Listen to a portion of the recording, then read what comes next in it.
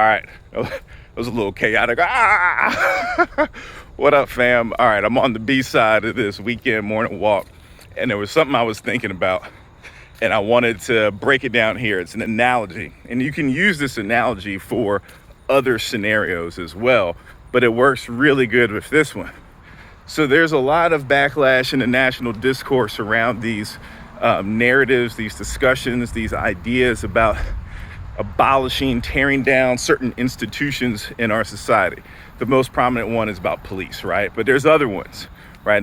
People are talking about these institutions, societal institutions that are racist in nature or sexist in nature or cause violence and harm to people unnecessarily, right? We understand that this is going to be a transition. It's not flipping a switch, right?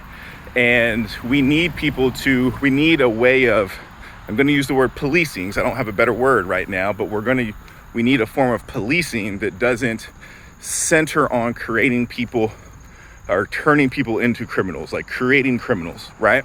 And also that doesn't engage in interactions that always have the threat of death, right? They can always escalate to death. So this is going to be in relation to a bunch of stuff. I want you to think of power, right?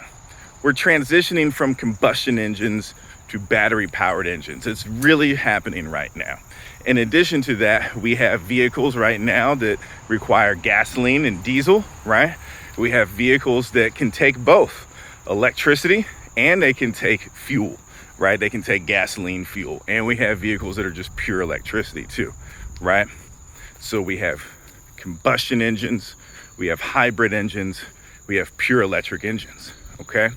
I want you to imagine an engine that is a racism engine. That racism engine is a strong engine and it can travel far. It's a hybrid engine because it just doesn't run on racism. A racism engine can also run on patriarchy. It can also run on sexism, right?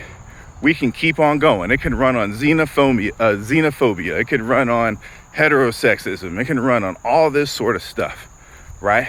Because those are just different forms of fuel for that racist engine. That racist engine works on different forms of discrimination, oppression, marginalization, prejudices, all that stuff. Now it runs more efficiently and effectively on certain types of fuels, especially anti-black racism.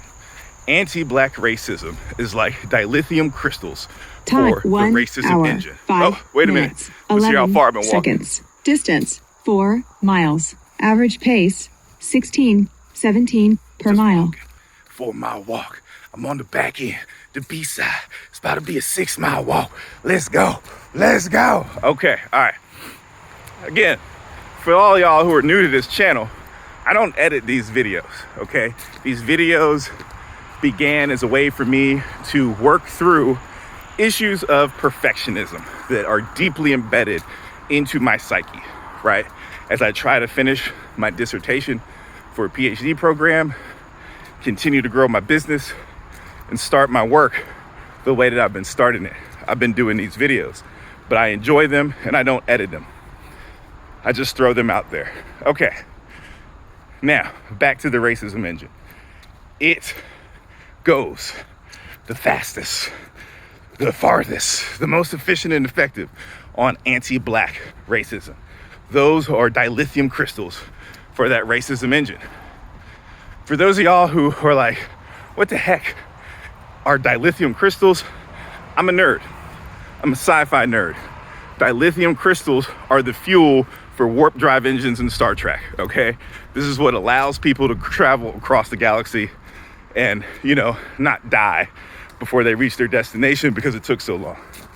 Okay, so most DEI, I shouldn't say most, a lot of DEI programs, a lot of social justice initiatives have good meaning, but in the words of Malcolm X, good meaning and intention ain't everything, right?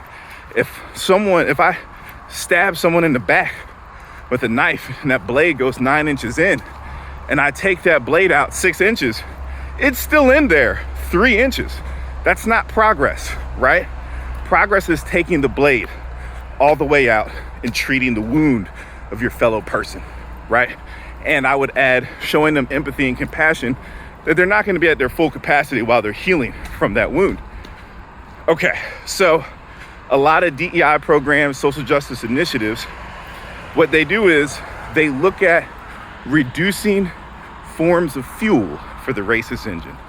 Well, why don't we work on some better language that we can have at our organization so people can speak nicer to each other, right? That's not a bad thing. I'm not insulting that, right? But that's not enough. What that does is that just reduces some of the fuel that causes, that flows into that racism engine. They might say, well, we're really gonna, we know everything's important. We can't focus on everything at once. We're really gonna focus on sexism. Oh, we're really gonna focus on wage discrimination. Oh, we're really gonna focus on whatever area. What people are doing in those situations is they want to help, they want to change. But these issues that we're in were intentionally built. And you can't try to correct these issues from intentional half-stepping. You need to full step your ass into the solution for these issues, right? And the solution for these issues is not going to be just changing the fuel to another form of discriminatory fuel. You have a racist engine, regardless of how much fuel or how little fuel or what type of fuel you put into that racist engine. It's a racist engine. It is built for racism. So you have to dismantle the engine. You have to build a new engine. That's what we're saying. It's still an engine though. Bye.